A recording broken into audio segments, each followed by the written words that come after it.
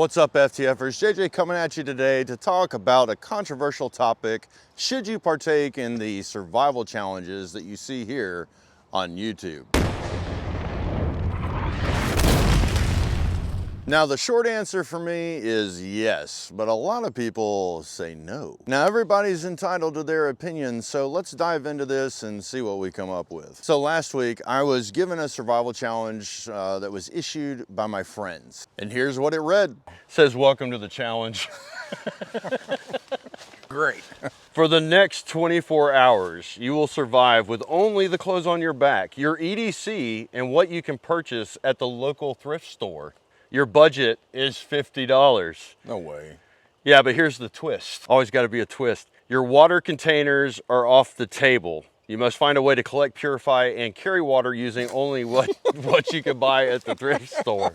Man, I just got this. I know, right? So we got to give up our water, but we can have our EDC. Okay. Okay. Oh, wait a minute, there's more. Read the fine print. Reading the fine print, yeah. Your survival priorities are shelter, water, fire, and food. Okay, core 4. The challenge begins now. You are also going to have to film your adventure. The coordinates for your survival location are attached. Good luck, because you're gonna need it.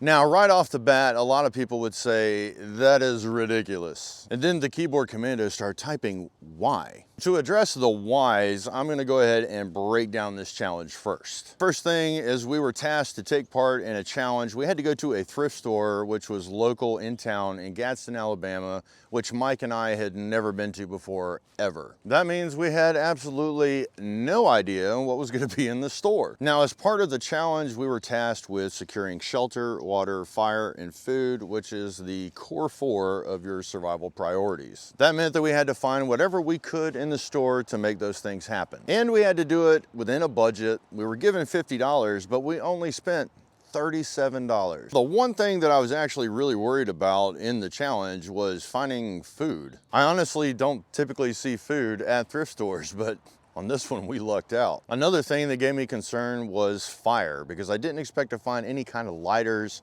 or ferro rods in the store, and we didn't. The first item that I found was actually useless. This was the first thing I found, was a magnifying glass, but there's no sun. The second item was just total luck. Check this out.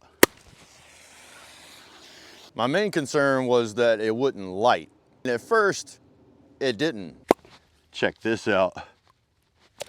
Oops.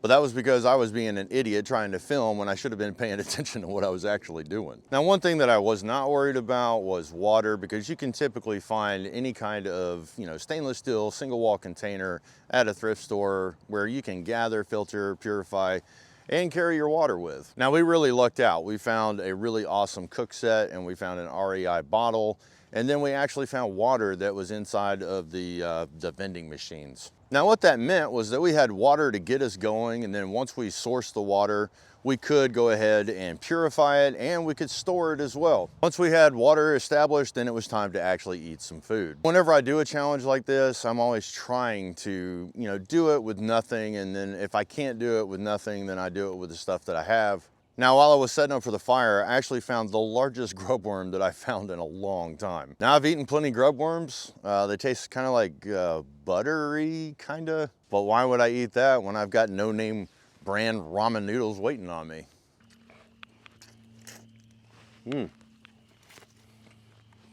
Heck yeah. We didn't have any silverware, so we actually had to, bushcraft out some chopsticks so that we could eat them like humans, not savages. Now, the one survival priority that we were actually worried about was the shelter itself, because when we were at the store, we weren't able to find the things that we thought we were going to be able to find. And so that means thinking outside of the box. Mike, being a thinking outside of the box kind of guy, he actually found a sheet, and this is what he did. What you doing, Mike? So we couldn't find any kind of a waterproof shelter there, so we got a polycotton bed sheet. And you're gonna rub the candle on it, like. We're gonna do the candle wax, and then you can see how that. Oh yeah. And that's gonna end up waterproofing our sheet. Then we'll take it over here by the fire. Normally use a heat gun or something like that. Just like Ake Norton did when he came up with Greenland wax. Freaking melted in. Melted in. Oh yeah. REI. Can't beat it. $20 at the store, $2 at the thrift store. Let's check it. Oh, look at that. Yes, waterproof. Yep. Good job, bro. Sometimes it Free dopamine hit. Sometimes it takes 2 or 3 times, but you know. Bam. Now, the one thing that actually surprised me was the mat that he found. I mean, it did have watermelon print on it, but you know, sometimes you got to get hectic. Got to take what you can get. And besides, we could be all stealthy just by covering ourselves up with all that camouflage. And all this stealthiness, you know, people can't see me. I'm all in here. I'm all... Are you having flashbacks? Now, the truth is we spent about an hour in the store, and then when we actually got to the location, we spent about 2 hours getting all of our survival priorities. And the reason that we were able to do that is because we were actually able to divvy out the tasks, which made things go super smooth. A lot of people would look at that and say, what was the point? Well, for me, the biggest thing about doing anything like that is the critical thinking aspect of it. I mean, we had to go to a place, we had no idea what was gonna be there. We did have a limited budget, and that teaches you how to think on the fly. Sometimes you have to get creative in survival. I mean, you always hear us say, train, train, train. This is the perfect way for you to get out and train. The thing that people forget about survival is it's 90% mental and 10% physical. Now, that certainly doesn't mean that sometimes they can't get physical. Because it definitely does, but the most important thing is your mind. It's the most important survival tool. We were also tasked with going to a location that we hadn't been to before. And because it had rained for 2 days, that meant that starting a fire was going to be a little bit difficult as well. Now, when we went to the store, we had an initial plan, but sometimes things don't go the way that you think that they should go. And so that means sometimes you got to shift on the fly. I actually had that magnifier, but there was no sun until later. Dude, the sun just came out. Now it comes out. Now we can use the magnifier. And so in my mind, I thought I was going to demonstrate a fire with the magnifier, and then I was going to, you know, at a last resort, I was going to use a flare, which I didn't even know if it was going to work, by the way, because I figured, you know, it's out of date. But hey, it did, and that brings up the subject of redundancy. Do you have redundancy built into your kit? Luckily, we were able to find redundancy for the kit, because if we hadn't, then I was gonna have to do a friction fire. Now, some people are gonna ask, were you able to find an entire kit in the store? The answer is no. One thing that shocked me is we were not able to find a knife of any type, and that really blew my mind. Another thing that we weren't able to find was some cordage, and we actually thought, okay, let's get a sweatshirt and let's pull the cord or the drawstring out of the hood. Another idea was finding boot laces somewhere. After we couldn't find either one of those, we actually started looking for, you know, like ribbon or jute twine or electrical cords or anything. It's sad to say, but they didn't have anything that was within our budget. Now, luckily for us, we were able to use our EDC in the challenge, and we always have cordage in our pockets just because, I mean, it's just so easy. And thankfully, that's something that got us out of a pinch, which stresses the importance of what you carry every day. So in reality, the only things that we actually used was Mike used his Victorinox, which had a knife and a saw combo. I used my Mighty Mini that I wear every single day.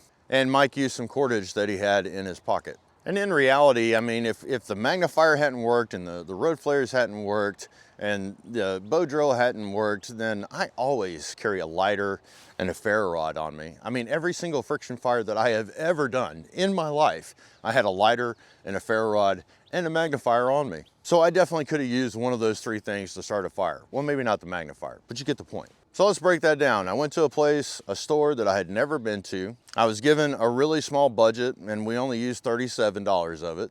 Then I had to go to a spot that I had never camped in, and I was given a 24-hour period with Mike to get our core 4, shelter, water, fire, and food. Now, when was the last time that you took $37 divided by 2 with your partner, your friend, your wife, husband, whatever it is, and you went out for $37 and you're able to entertain yourself, get out there, work your brain a little bit, have all your food and all your drinks for a full 24-hour period.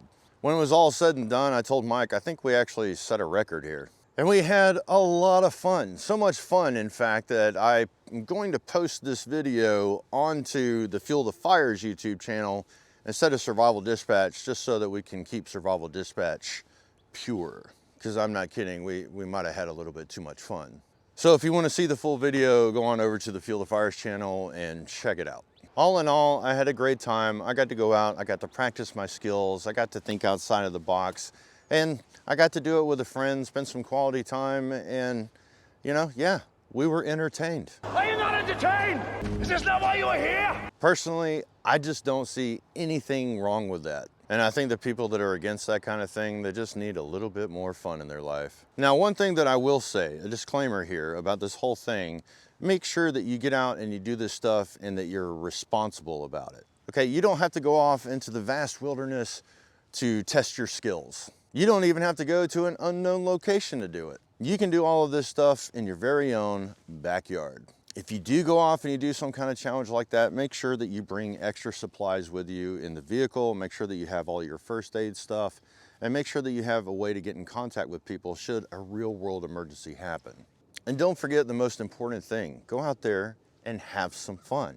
After all, what would be the thing that you would miss the most if the poop actually hit the fan blades? It would actually be spending quality time with the ones that you actually love.